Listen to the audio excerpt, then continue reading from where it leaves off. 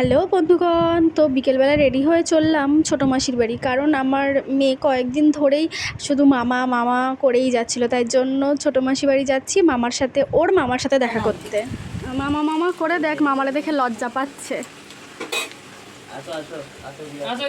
যাও, মামাকে দেখে ও লজ্জা পাচ্ছে।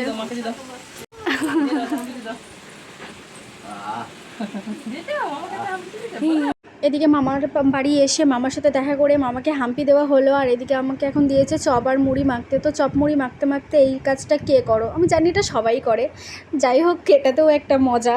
আর এইদিকে দেখো দিদুন গান চালিয়েছে আর নাতনি একেবারে তালে তালে নাচ শুরু করে দিয়েছে, ওর তো বিশাল আনন্দ। আর এইদিকে দেখো আবার মামা এসেছে, মামার সাথে মামা ভাগ্নি দুজনে মিলে এখন মাংস রান্না করা চলছে।